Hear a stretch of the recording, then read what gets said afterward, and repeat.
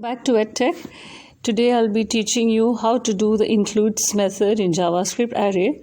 Basically, this method is conducted in order to determine if a particular element or a specified element is available in an array or not.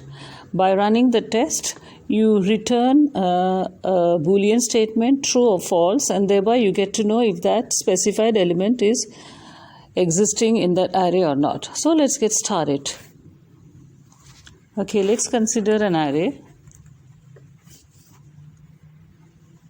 Let's say var names equals, let's consider some interesting names.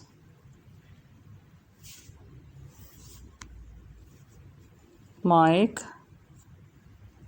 Tom, Peter,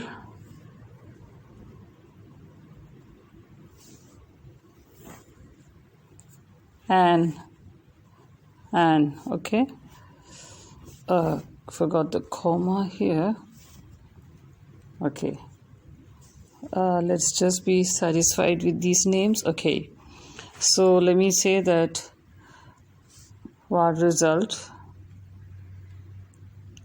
So the var result should be names, that's the syntax, names dot includes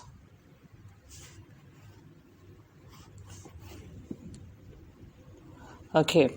Now I want to know which element. Let's say I want to know if Tom is available, right? So Tom, I want to know if Tom is available. Let's see. Okay.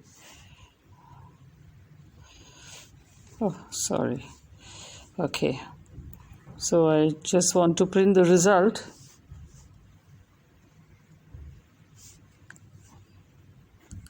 Result. Oh my God, the typo. Okay. There you go. It's true, right? Because Tom is already there. But remember, includes is case sensitive. What if I write small casing for Tom? You'll find it's false because it's sensitive. There you go, it's false. So it's very important, it's sensitive to case. Okay, now again I go back to Tom. Earlier there was just one argument.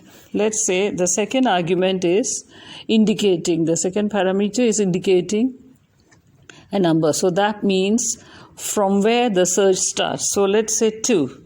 So this means look for Tom, look for this element Tom, or look for this name Tom from index position 2, right? This is what it means. So 0, 1. Here the index position, the Tom is at index position 1. Now I want to look from 2, which is from Peter. So ideally it should return false. There you go, it's false. Now if I say from 1, from index position 1, it should be true because Tom is at index position 1. If the same goes, if I look for Anne in, let's say, 0, 1, 2. Now Anne is at index position 3, right? But I want to start looking from 2, which is from Peter onwards, so it should return true. It's true. And if I write 3, the same thing goes. It'll be true. Whereas if I write 4,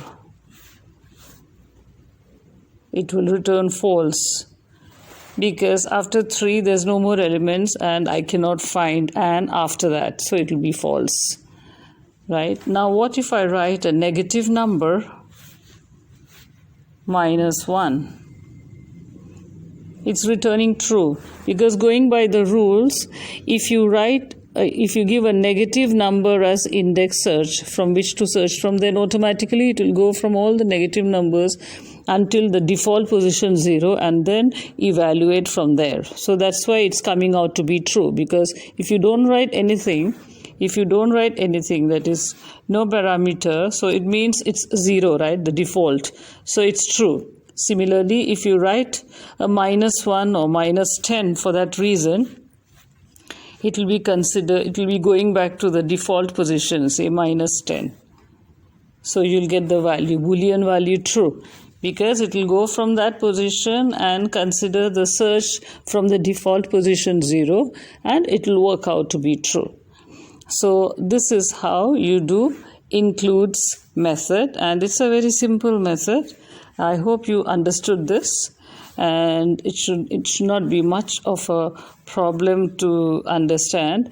So do let me know if there's any question or some idea or some suggestions that you want to mention in the comment section.